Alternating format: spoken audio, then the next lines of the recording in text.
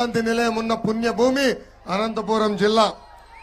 Love all serve all అని సేవా భావం ప్రపంచానికి నేర్పించిన బాబా సత్యసాయి గారు పుట్టిన ప్రాంతం ఈ అనంతపురం ప్రాంతం. మన జిల్లా ధర్మవరం చీరలు ప్రపంచం అంతా ఫేమస్. అంతేకాదు అనంతపూర్ జిల్లా ప్రజలు నమ్మకాన్ని రొమ్ము చేయరు. ఎవరన్నా బాగా పని చేస్తే వాళ్ళని గుండెల్లో కాపాడుకుంటారు. ఎవరన్నా జగన్ లాగా తప్పు చేస్తే తోలు కూడా తీసే శక్తి అనంతపూర్ జిల్లా ప్రజలకు ఉంది. భూమి కంటే ఎక్కువ భారం మోసేది మహిళ. ఈరోజు మహిళా దినోత్సవం సందర్భంగా ఆంధ్ర రాష్ట్ర వ్యాప్తంగా ఉన్న మహిళలందరికీ నా 2 చేతులు జోడించి నేను నమస్కరిస్తున్నాను. మొన్న ఆంధ్ర రాష్ట్ర ముఖ్యమంత్రి మహిళలతో మీటింగ్ పెట్టాడు. ఆ మీటింగ్ లో పదే మహిళలకు అందరికీ అనేక సంక్షేమ కార్యక్రమాలు చేశానని గొప్పలు చెప్పుకుంటున్నాడు. ఈ సభాముఖంగా జగన్ని నేను కొన్ని ప్రశ్నలు అడగాలనుకుంటున్నా. మొదటిది, బాబాయిని చంపింది ఎవరు? ఈరోజు మీ చెల్లమ్మ సునీత గారు ఏకంగా మాకు న్యాయం జరగట్లేదు, ఈరోజు మా తండ్రి చనిపోయారంటే దానికి కారణం జగన్, ఆయన అనుచరులు అని చెప్పే పరిస్థితి మనందరం చూసాం. జగన్ కి రెండో ప్రశ్న, ఈరోజు ఎందుకు మీరు విడిసిన బాణం కాంగ్రెస్ పార్టీలోకి వెళ్ళి ఈరోజు మీ వ్యతిరేకంగా పోరాడుతున్నారు? ఆనాడు ఎన్నికలకి తల్లిని చెల్లిని వాడుకున్నావే, ఈరోజు అదే తల్లిని చెల్లిని మెడబట్టి రోడ్డుపై గెంటేసింది నువ్వా కాదా అని నేను జగన్ని ప్రశ్నిస్తున్నా. అసలు చాలా బాధేస్తుంది. ఆంధ్ర రాష్ట్రంలో మహిళలందరూ ఆలోచించాలా. సొంత తల్లికి చెల్లికి న్యాయం చేయలేని వ్యక్తి మనకి న్యాయం చేస్తాడా అని అడుగుతున్నా. మనందరం చూసాం, అదే సభలో పదే సంక్షేమం గురించి మాట్లాడాడు.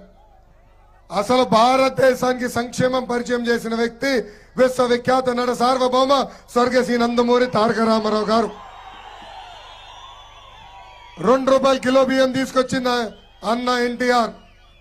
అంతెందుకు మహిళలకి ఆస్తుల సమాన హక్కు కల్పించింది అన్న ఎన్టీఆర్. ఇదే జగన్ 10th క్లాస్ పేపర్లు కొట్టేసే పనిలో ఉన్నప్పుడు మహిళలకి డ్వాక్రా సంఘాలు ఏర్పాటు చేసింది మన నాయకుడు చంద్రబాబు నాయుడు గారు. ఆనాడు జగన్ని ఆంధ్ర రాష్ట్రంలో ఉంటే రాష్ట్రాన్ని దోచేస్తాడని రాజశేఖర్ రెడ్డి గారు బెంగళూరుకి పంపించిన రోజు ఆంధ్ర రాష్ట్ర మహిళలకి దీపం పథకం అందించిన వ్యక్తి మన నాయకుడు చంద్రబాబు నాయుడు గారు. జగన్ చంచల్ కూడా జైల్లో చిప్ప కూడా తినే సమయంలో మహిళలకి పసుపు కుంకం, తల్లి బిడ్డ ఎక్స్ప్రెస్, అంతేకాదు టిట్కో ఇల్లు కట్టి ఇచ్చి అందించిన వ్యక్తి మన నాయకుడు చంద్రబాబు నాయుడు గారు. ఇలా అనేక సంక్షేమ కార్యక్రమాలు మనం చేశాం. ఈ సభాముఖంగా జగన్ మహిళలకి చేసిన మోసాల గురించి కూడా మాట్లాడాలి. మొదటి మోసం, సంపూర్ణ మద్యపాన్ నిషేధం చేసిన తర్వాతనే ఓటు అడుగుతా అన్నాడు. చేశాడా తల్లి? లేదు.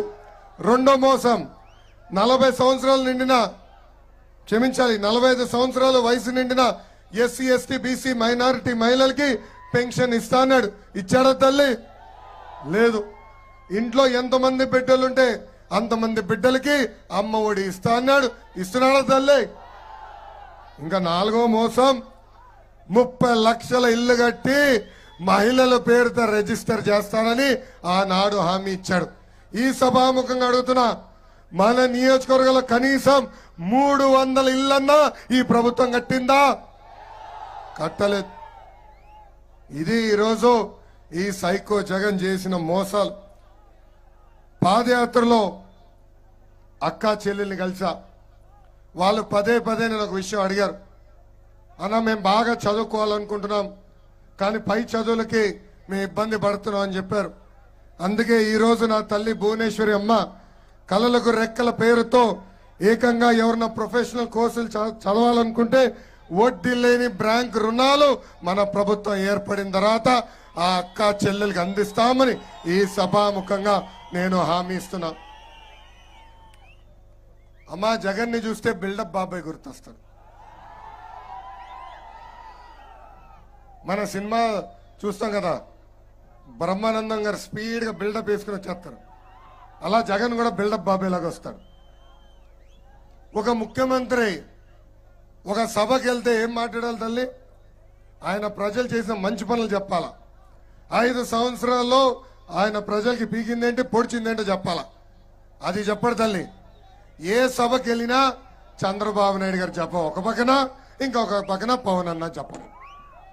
అంటే నాకు డౌట్ వచ్చింది తల్లి, జగన్ రాత్రిలో పడుకున్నప్పుడు కళ్ళు కూడా చంద్రబాబు నాయుడు గారు వస్తారనుకుంటా. అందుకే పొద్దున్న లేచేటప్పుడు కూడా చంద్రబాబు చంద్రబాబు చంద్రబాబు గారని చెప్పి లేస్తాడని నాకు అర్థమైంది.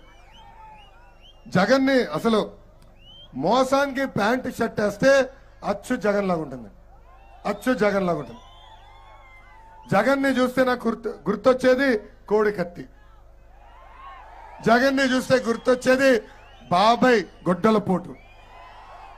జగన్ని చూస్తే గుర్తొచ్చేది తల్లి చెల్లిని మెడబట్టి బయటికి గెంటేసిన కసాయి వ్యక్తి. ఈరోజు జగన్ అభివృద్ధి గురించి మాట్లాడుతున్నాడు. ఎందుకయ్యా జగన్ నీకు డెవలప్మెంట్ స్పెల్లింగ్ నీకు తెలుసా? అసలు డెవలప్మెంట్ అర్థం నీకు తెలుసా? నువ్వు చెడ్డీలు వేసుకుని తిరిగే సమయంలో భారతదేశానికి అభివృద్ధి పరిచయం చేసిన వ్యక్తి చంద్రబాబు నాయుడు గారు. ఆనాడు ఉమ్మడి రాష్ట్రానికి ఒక మైక్రోసాఫ్ట్ కానీ, ఇన్ఫోసిస్ కానివ్వండి, హైదరాబాద్ లో సైబర్ టవర్ కానివ్వండి, ఎయిర్పోర్ట్ కానివ్వండి, రింగ్ రోడ్ కానివ్వండి, ఐఎస్బి కానివ్వండి, నల్సార్ కానివ్వండి, ఇలాంటి అనేక ఇన్స్టిట్యూషన్స్ తీసుకొచ్చిన వ్యక్తి చంద్రబాబు నాయుడు గారు. అంతెందుకు జగన్ ఉన్న చంచల్ కూడా జైల్ని కూడా అభివృద్ధి చేసిన వ్యక్తి మన నాయకుడు చంద్రబాబు నాయుడు గారు. ఇంకా 2014 నుంచి 19 మధ్య మనం చేసిన అభివృద్ధి కార్యక్రమాలు చెప్తూ పోతే ఒక రోజంతా పడుతుంది. కరువు ప్రాంతం లాంటి అనంతపూర్కి కియా తీసుకొచ్చిన ఘనత